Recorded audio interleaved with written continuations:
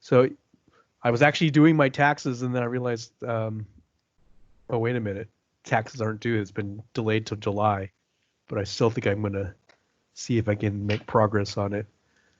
So anyway, welcome to software engineering.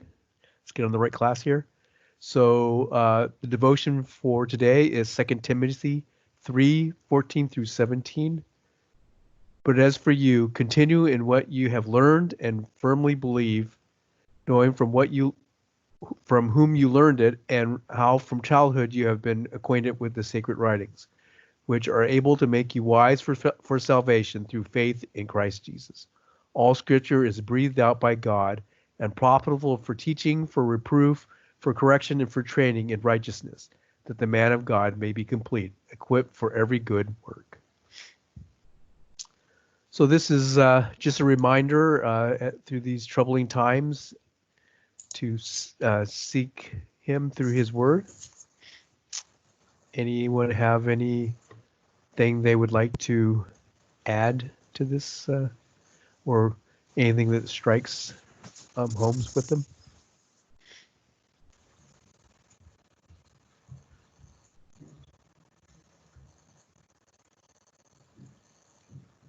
Nope.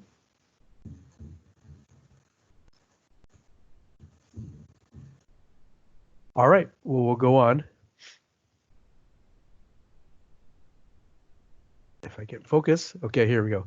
So administrative items, I've actually gone through and fiddled with the assignments and the quizzes.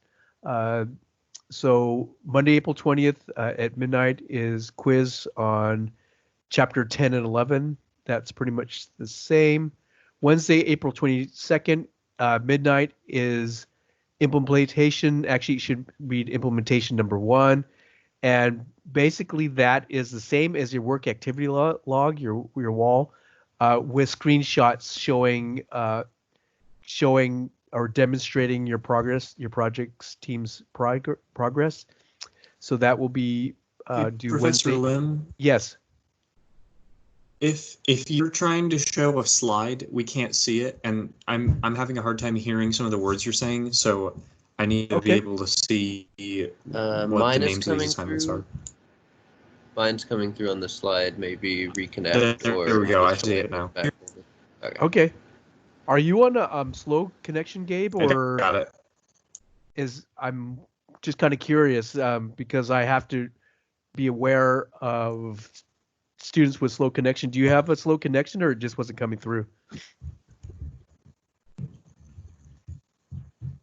Well, I don't necessarily have a slow connection, but it could be that there are, maybe multiple people in my family on video calls right now. So yeah. It's not exactly a very fast connection, but it's not too slow. Right, and it's shared bandwidth with everyone in your household. All right. Sometimes. So how is the audio now? It's okay. I can make it out. Okay, that's good. All right. Yeah, but please chime in. Oh, and Gabe, I did. Hopefully, you'll see the comments.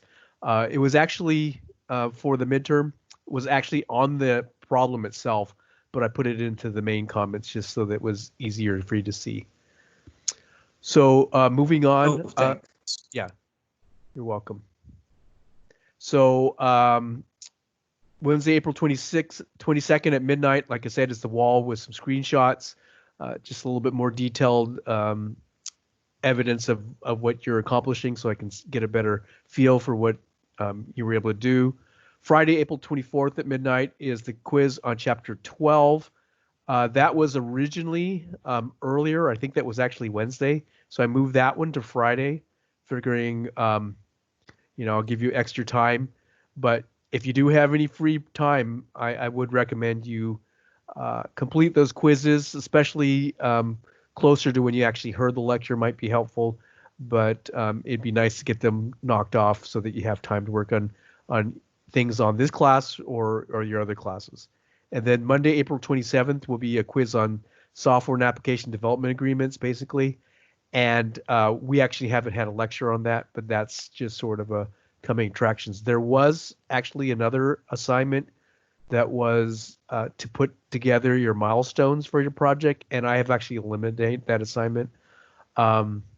Most of you are already doing that in your work activity logs, and I can see evidence that you are putting together milestones and what you're trying to accomplish by certain times and dates. But that's basically what that is about.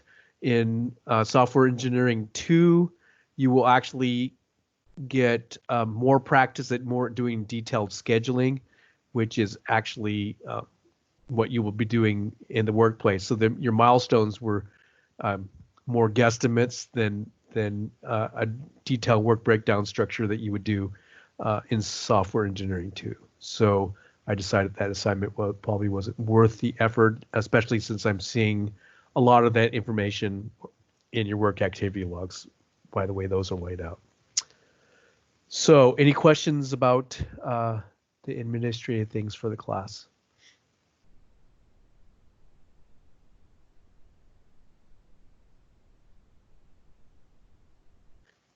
Okay, well, great.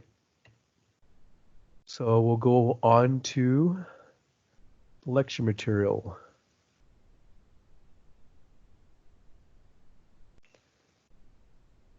So this is something that I was hoping I was going to get to earlier, but I think a lot of you have been using source code to control systems, and I haven't heard any questions or comments about it. So I'm hoping that means that you're all been successfully been able to use them. So just sort of an overview of source code control systems, sort of a history. It was primarily version or revision control, and it was dependent on a shared file system.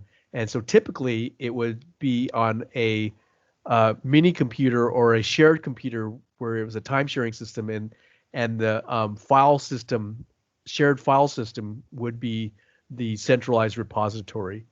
And then we got into distributed, a little bit more distributed, where there was a central repository, and developers could check in and check out items into their own local workspaces. So examples of these classes of version control systems are Subversion, which is abbreviated SVN. So you'll see SVN, and that's Subversion. TFS, which is the Microsoft version, is of this category. And then Mercurial is another version like this. On the right side, we have the Git model. So that's the left side here, the central repository with developer A and developer B. Here we have Git, which is unique in that each member has their own repository here, and they're merged into a central line of what the team source control is. And the way that is done is you're actually creating branches in the original, and then merging them in. I mean, of the local repository. Sorry, you're taking branches of the local repository and merging them in to the main baseline. So that's sort of an overview view of it. You can see here, you can actually have sub-team fetches too, where two team members, for example, could be working on something locally and then merging, and then eventually merging into the origin. So again, you have a lot of this branch and merge technique, which is used. Makes it a little trickier to get used to using, because branches and merges can get complicated in that when you merge, oftentimes you might have conflicts with what's already in there, because the starting point from which you made it your software changes may be different than the starting point that's in the main line now, because of all the changes. And then you have to merge conflicts. So that's adds a level of complexity there. So basically, a version control system is designed to track changes in your source code or other files. So you can actually put other files in there. Source code is the easiest to make to version control, but things like Word documents and Visio diagrams or other diagrams are more difficult because what a version control system manages is the change between versions. Well, in Microsoft Word documents or drawings, oftentimes that's not easily managed. So they will be handled slightly differently, and you will have to have differences in your check-in and check-out process as well with documents like of that form. So text documents are easy to do incremental changes on. Word documents and drawings are different. And in particular, one thing that I note is that with source code source code files or other text files, you can have multiple people working on the same document at the same time and then merge, like we talked about earlier, without too much problems at all. I mean, you can do that. But when you're talking about a Microsoft Word document or a diagram, there you have problems because there is no way to merge multiple changes into the same document. So in that circumstance, generally the best practice is to make what's called an exclusive checkout, or so that basically when you check out that particular document, no one else is allowed to check out that document and modify it at the same time. You're given exclusive rights to it. You're basically doing a lock on it saying it's owned by this person. You have to wait till that person's done in order for you to access it. And that's just because there is no merge capabilities with those types of files. So the versions are stored compactly because you're just doing the delta. You're saving deltas. And the big advantage for source code control systems is you can go back to previous versions. You can compare the current version with previous versions, and you can restore and back to old versions. The other thing is you can do things which is called branches, which is you're doing some side work, but it's not in the main course of development. Let's say you're trying to test an idea out, but you're not really sure if it's going to work. And so you go off on a branch in your source code, and then when you get it working, then you merge it into the main trunk. So these are all things that version control systems give you as a benefit and capabilities. And again, you will never be in industry and not be using some kind of source code control system, because it's basically doing development without a net. Is a good analogy in that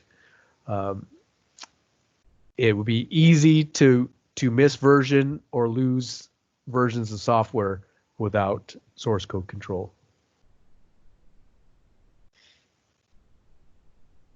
So I mentioned the term workspace. So a workspace is your own working copy of what's in the repository. So we can see here we have 3 developers, developer 1, 2, and 3, each with their own workspace. They're pointing to a repository. This is that first model in particular. Or with the Git, it is your own local repository that's here, and then this repository would interact with the global or distributed repository by means of branching and merging. But so each of you have a workspace, which means you have files local to your system.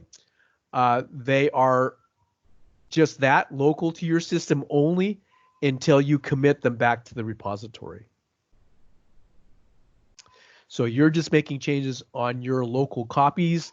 The software will help you track when you've made changes to individual files that are different than repository, and allow you to, for instance, do comparisons to see what changes you made by doing a diff, basically asking the system to display the differences between them, and then eventually you can then check them in. I did mention also there's a concept of checking out a document for exclusive access, which means nobody else can access at the same time. Or the other option is to allow multiple people to work on the same file or document at the same time and then merge them together. And the advantage of that is that now you don't have a particular bottleneck. The disadvantage is that you can step on each other's changes, and their communication becomes very important to verify and make sure that when you merge the changes in together, that you don't create defects or problems because one person's code has nullified or broken the other person's code. And this is not to say that if you do locking, that communication is not important. Also, it's always important. So in the instance of locking, there's always the usually the system will always allow you to see who actually has a document locked if you can't actually check it out for yourself. And there the communication is, oh, you have the document locked. What are you doing on the system? I was going to work on the system as well. Let's talk and see if we're doing something similar.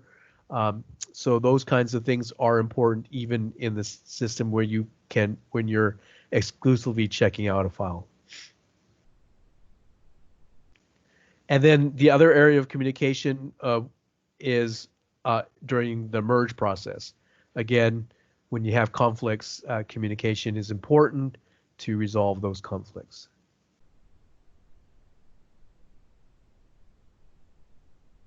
Oops. Sorry about that. My scroll wheel, I touched my scroll wheel.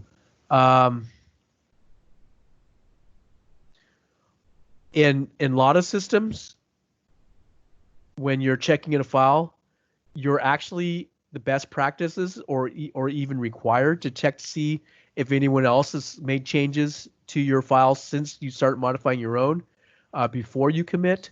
That was definitely common in CVS and the follow-on, which is Subversion, SVN, which was an improvement on CVS.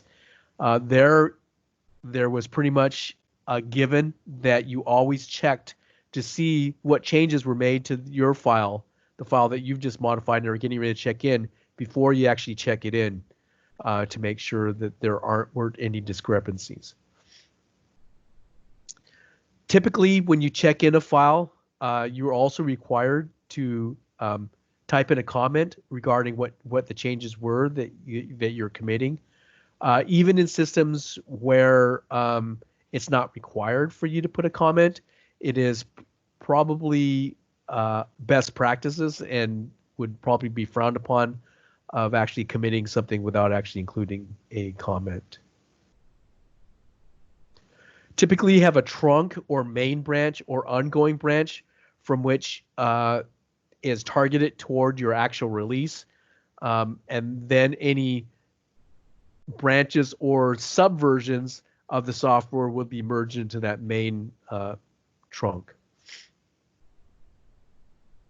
Then the other thing that's added is the idea of change sets. And that is the concept that you could actually be changing multiple files at the same time, but you're changing those multiple files in conjunction with the other ones. So the changes you made on one file required a change in the second and third files as well. And so it would make no sense for these to be treated separately because all these changes are interrelated. And so the idea of change sets is that it becomes an atomic operation.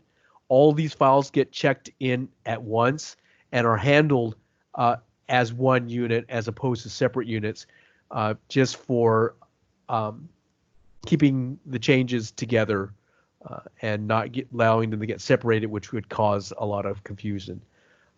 Labeling and tagging is giving a name to a particular version. So as you look in the repository, you can label this as version 1.1 build 36, which is some magic build that was tested or was taken to a beta site or whatever the case may be.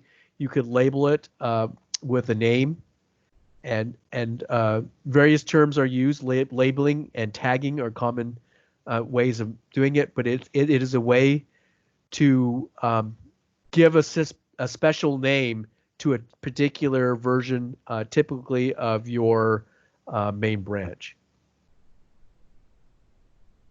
Let's see, I keep doing that, sorry.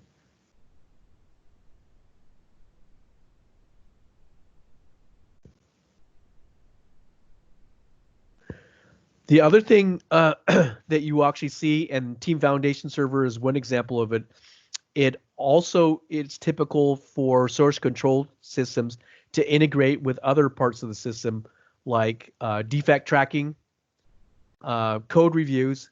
So for instance, with a code review situation, you could actually have a file that you're getting ready to check in, and through the TFS or revision control system, you can actually specify a list of people that you want to actually review this document before it's actually committed. And they are allowed through the system to make comments on what you're checking in and offer suggestions or point out defects with what you're going to really submit. That would be the code review portion. If the other part is defect tracking, that is a nice feature in that when you're fixing a defect, when you the source code repository system actually has built into it a defect tracking system where the defects are actually entered into the same suite of software. And when you actually go to fix the defect and you're going to commit the change that is tied into the defect, and it will label the source files with that defect fix. It will update the defect tracking system that a fix has been submitted and is ready to be verified. And so all this things can be integrated into your source control system to better manage the overall workflow and management of your software lifecycle. So I think you've probably stared at this slide long enough. And so here is the concept of branching and merging. This example on the right is an example from a Git tutorial, I believe. And so here we have all these various developers and different branches that all get merged into, so you have different repositories that are getting merged into the main repository. And then beyond that would be workspaces that the user is using, but they have their own repository from which they're making their local changes. And then when they want, they merge it into the main line here. Here's another model, which is basically that same thing, but on a more local scape. So here, this is a centralized repository example where we have in the trunk versions 1, 4, and 9. And we can see here the development team decided to branch off and do these branch revisions 2 and 3, which then gets merged into the main trunk. We can see between 4 and 9, we actually had 6 and 7 created, but also there was a version 5 that was branched off as experimental development effort. Version 8 was created, and then 10, and then they discontinued it because they decided it wasn't really going anywhere and was not the right course to take. And then you can then see that 6 and 7 was the correct path to take to go to 9. And you can see here that this version 4, after we split off into these two different things, was tagged as T1 just to keep track of that was the base where these two development efforts were branched off of. And T2 could be labeled T2 because maybe that is the release point. This is the version of the software that has been tested and is going to actually be released. either to the customer or a beta test site or to SQA for verification purposes. So all kinds of different things that you can be labeling the software with. Then we're moving on. We'll move on to some examples. So these are the commands that you use in Subversion. These are generally can be used generally, but also there are graphical tools that you can use to also do this. Tortoise SVN is a great visual tool that can be used in the Windows environment for just doing this, but not having to use the command line. But it's also good to know the command line, because every once in a while there's something that is actually easier to do from the command line than from a graphical tool.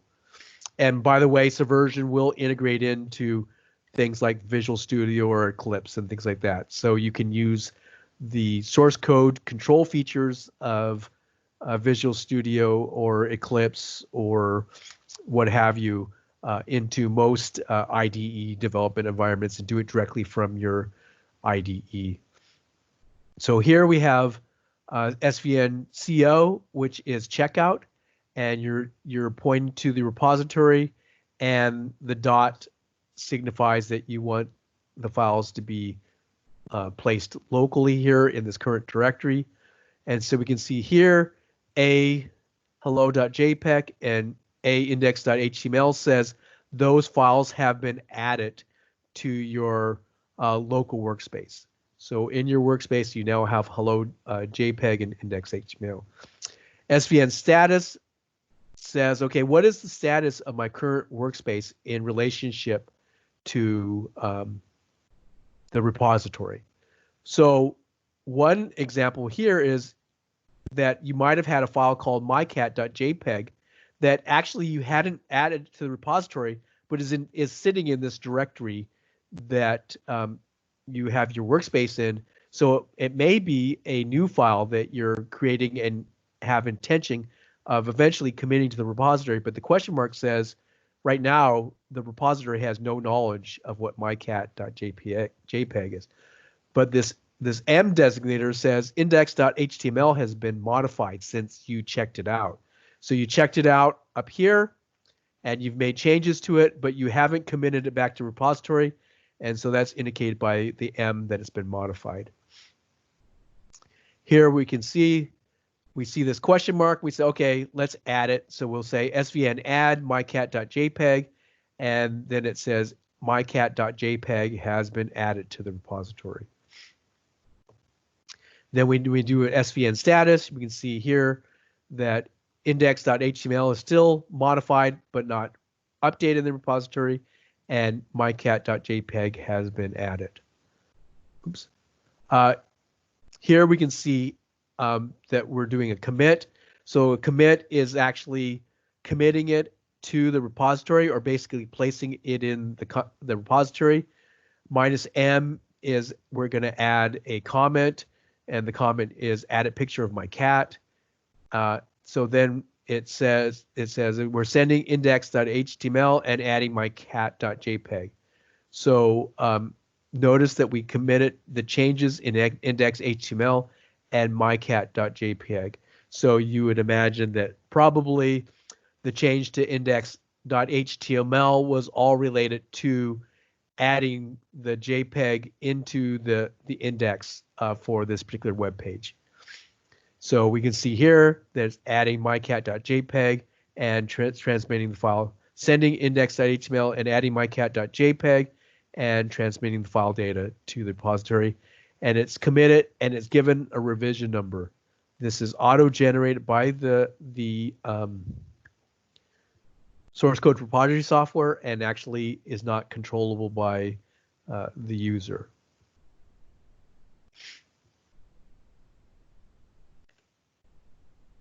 And then the Git overview article that I used to create these slides appears here. It was an InfoWorld article that was a nice high-level overview without the complications of a complete tutorial But again, there's plenty of tutorials available also if you want to figure out or find out some nuances of how to use Git.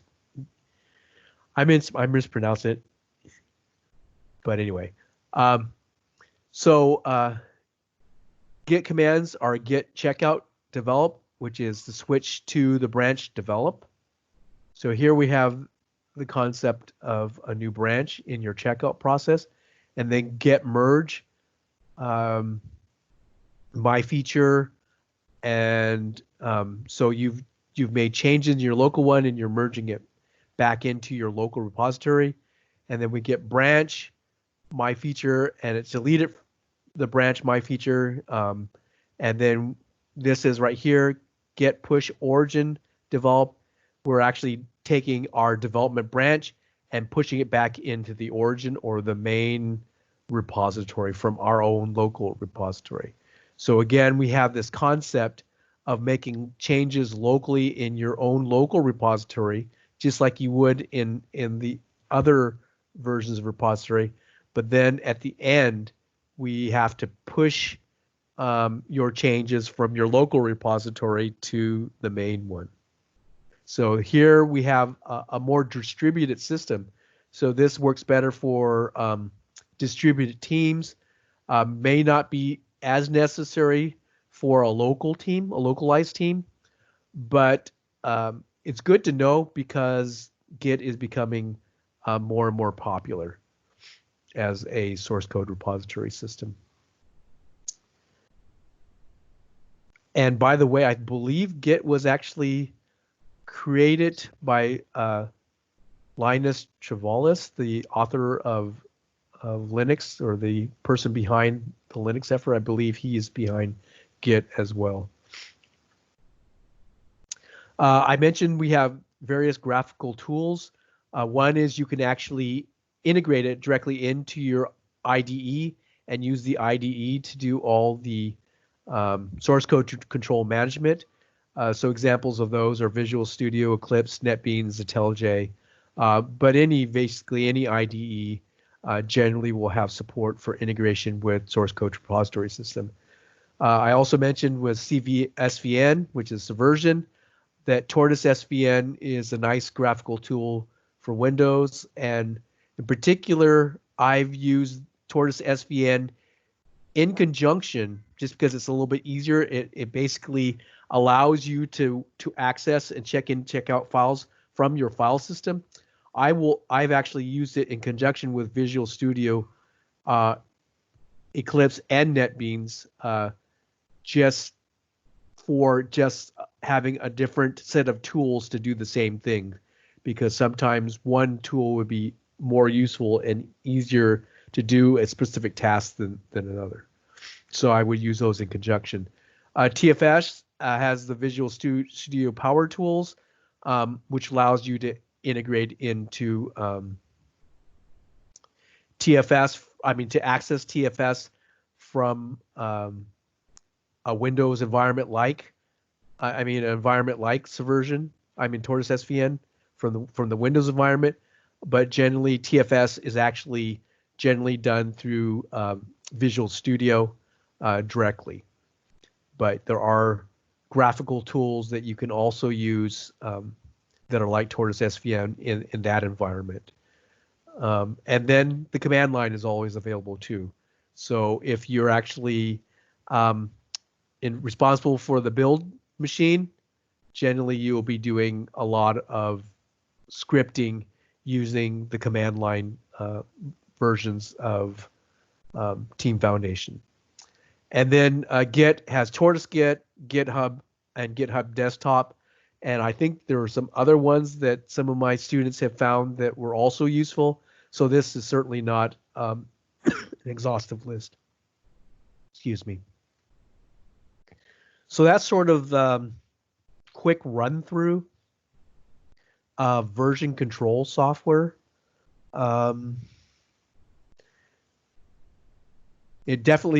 It'll give you an overview, but you will have to look into the details yourself. But I'm hoping that this will give you sort of an overview of how source code control works and why it's important. but I just kind of tacked on another topic as well. Logging. Logging is something that almost every piece of software that is being created for delivery to a customer uses.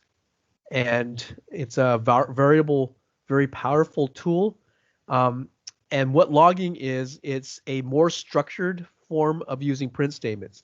So usually when you're debugging software or trying to figure out what's going on in your software, you put print statements in or whatever variant of that is for whatever language you're using. But basically you're putting print statements to send some output out to the console so that you can see what's happening, because you want to get some insight into what's happening and it's not obvious what's happening, or you can't tell why something is not working correctly. So you print statements to see what's happening on various stages of the running of an application. Why? And then one question that you may have might be, so sure, we can do print statements and logging, but why would you do this if we have a debugger? And there's lots of different reasons. One is that debuggers are useful, but logging is often better for situations where timing is important. So a lot of times when you're debugging something in a debugger, you're doing line by line or breakpoints and stuff, and you can completely change the timing of your software in the debugger, and it can be cause a situation where you're actually hiding the defects or from your visibility because of the nature of the debugger. And so logging can be better for those kinds of situations.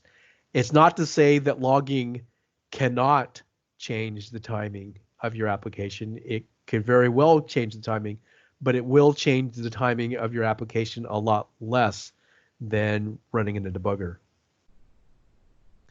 The other big advantage of logging is that it can be used to diagnose the software in the field and after the fact. So, so let's say that a catastrophic error or some anomaly happens on in your customer system. Well, certainly it can be logged that this event has happened, and it can be logged what you can see in the log what's happened up to the actual error to kind of get a feel for it. So it is a good method for finding defects or just or reporting information about a defect for software that has already been released. So that's one big advantage that you have it. The other purpose is that the log that you can create could be used as a form of auditing. So you can actually audit what happened in your software. For example, there may be a legal reason why you have to audit to record who logged in, what they did, what database entries they've caused to be updated, things like that, where there's detailed logging for whatever reason that needs to be done. A logging mechanism can be valuable in situations like that as well.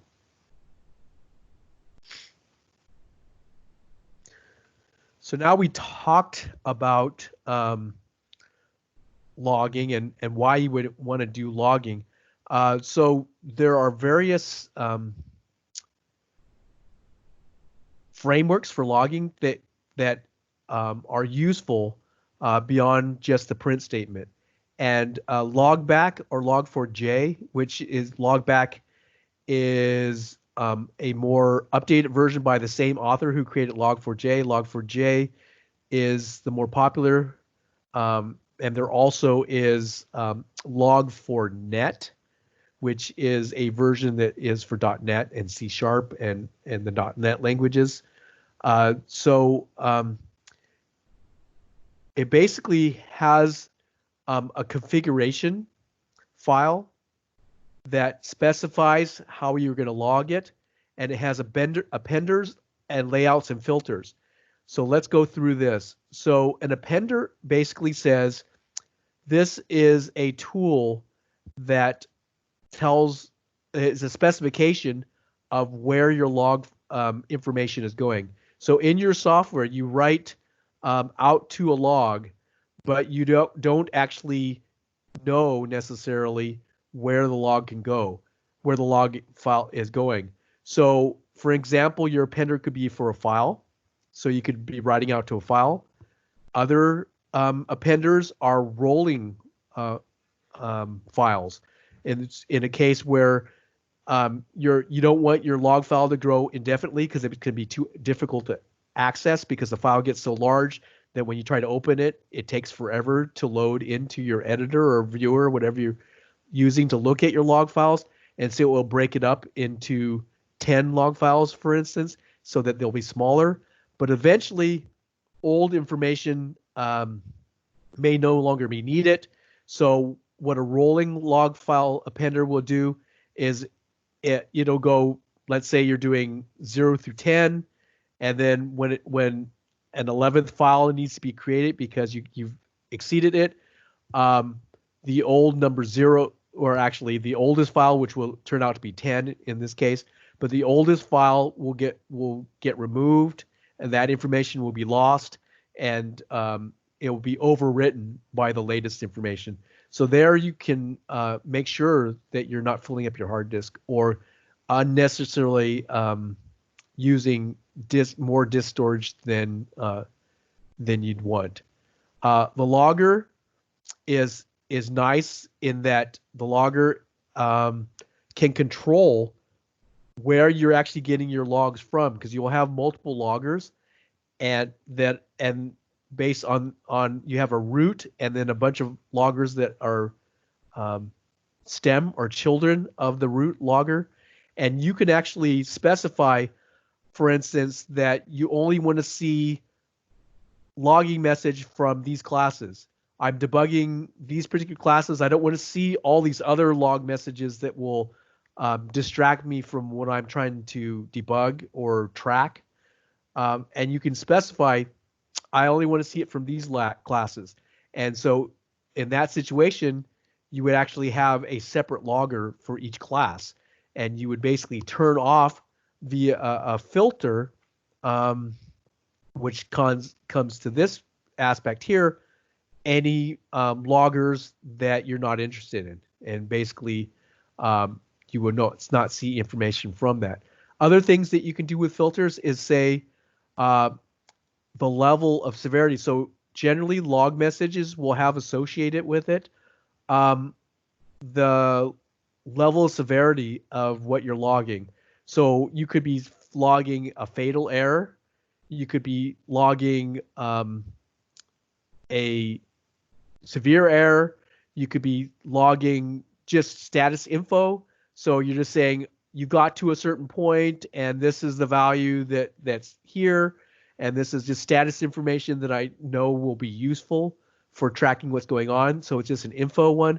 And then you could have detailed debugging logging statements that is only useful for debugging purposes for instance, debugging a particular subsystem or a class, and that would be labeled as debug. And so then you could, when you deploy this in the field, you could say, oh, I only want to report things at the info level or the fatal error or error level. Basically set the level of verbosity of your error logs when you release the software, or send it to SQA, or whatever you may have. You can set the level based on the level of severity. So, and then the other advantage is that your logging message are labeled with how severe we think this information is. So again, the main thing you want to get from here is that this is a structured way to provide logging. And this is important enough that Java actually has built into it a logging mechanism itself. And so you can just use the one that's provided with the language. But also, Log4j is actually a third party or a add-on library that is also popular that actually has a little bit more capabilities than the one built into Java.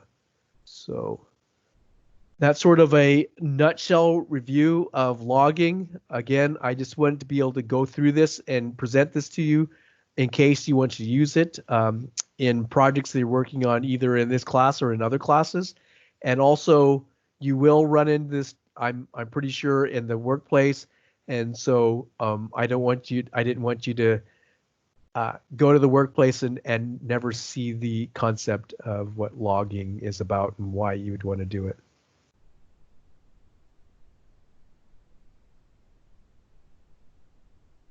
Okay, so any questions about that material?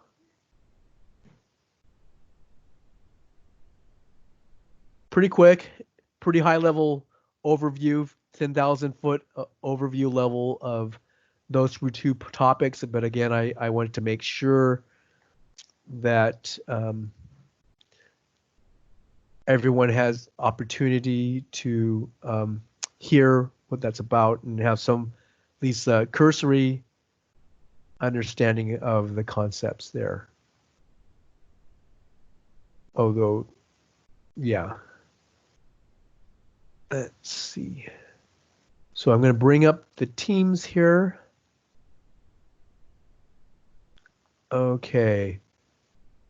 So I guess I can share this screen here.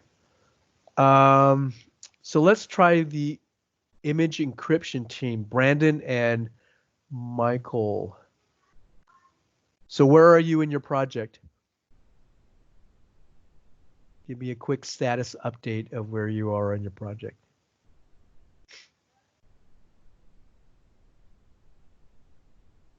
Either one of you can chime in.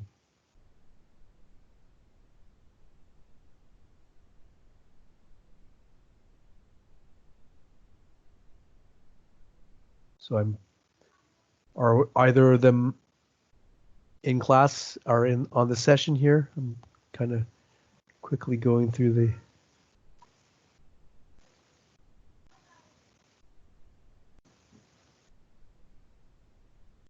Brandon just responded in the chat. Okay.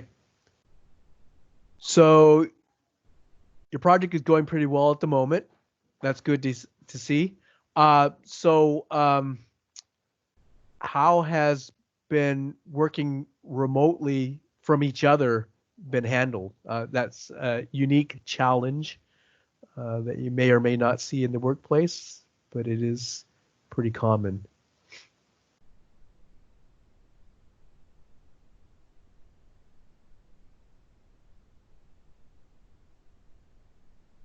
So for instance, how do you meet and discuss who is going to be doing what?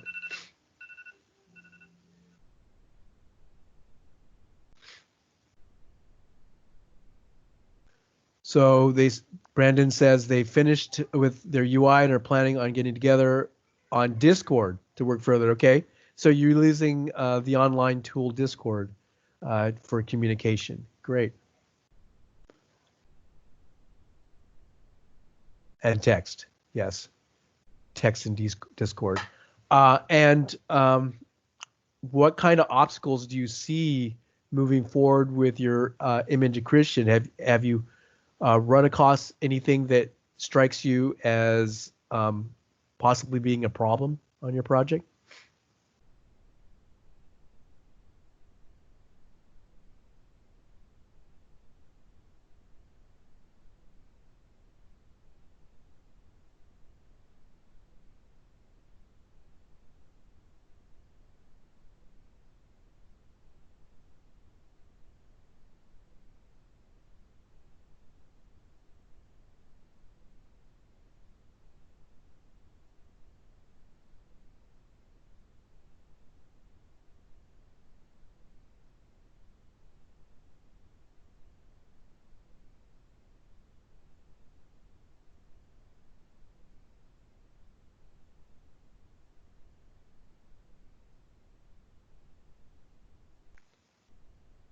So one obstacle is going to translate the 3DS from what we originally wrote in C# to work with Visual Studio.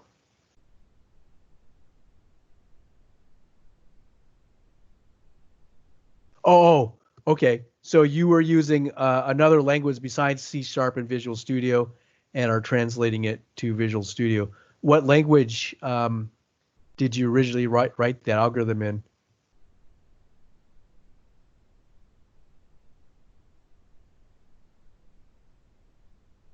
Oh, it was written in C++ first. So hopefully that's not too bad of a translation, but it is having to translate between C++ and C#. Was the code written in C++ object-oriented?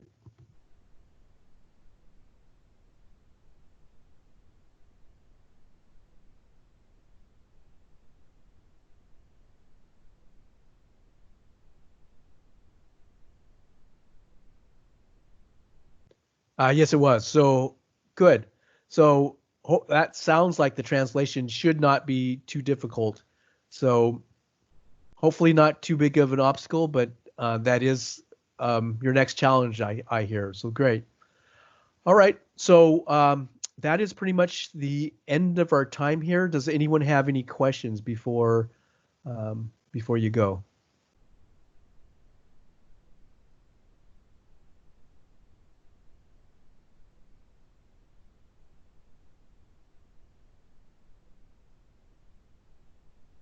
All right. I'll clarify a couple of assignment due dates, just making sure that I'm clear on which ones are not correct at the moment.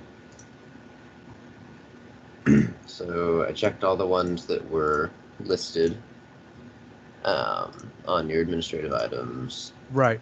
And let's see. So it looks like implement the rest of the implementation, so 2 through 4 are way too far out.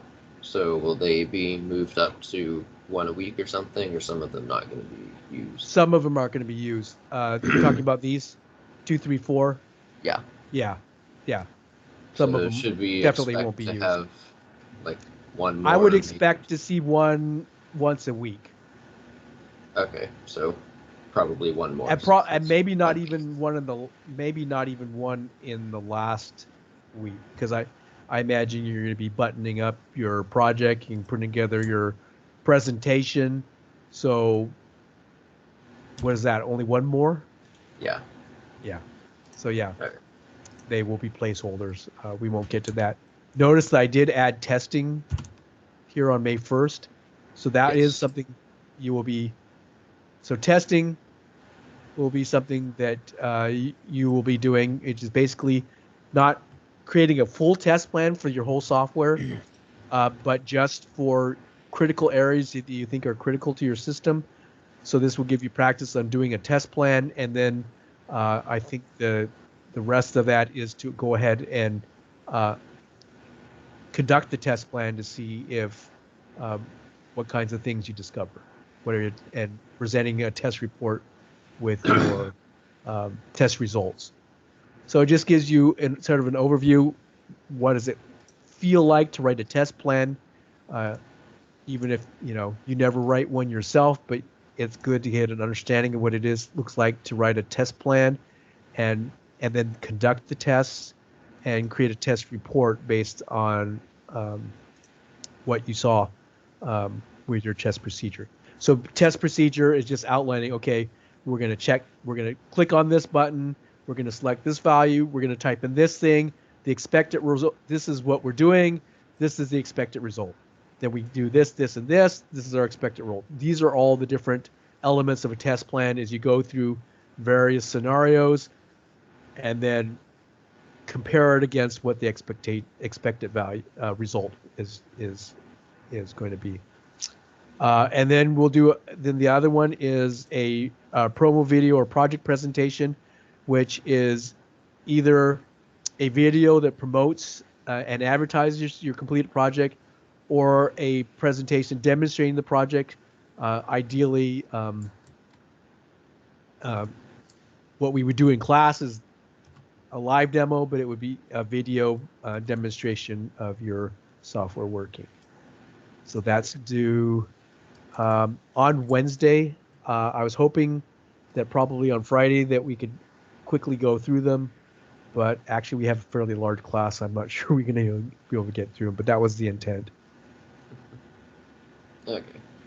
Then there's the copyright software quiz, and I'm assuming that is going off of the article that is included on Canvas under legal issues, Nolo Press. Yes, exactly. Okay. I will speak about that. I'll give a lecture on it, but it is based solely on that pretty much solely on that document. Correct. Then there's one additional individual work log scheduled for June 17th. I assume that's incorrect, and the work logs will just be turned in with the implementation assignments. Yes, it will probably be implementation because we only have one more left. So yeah. Okay. Yeah. There probably won't be another individual work log. All right. Cool. Answer all the questions? Good. Yep, I believe that's it. Thank you. Any other questions?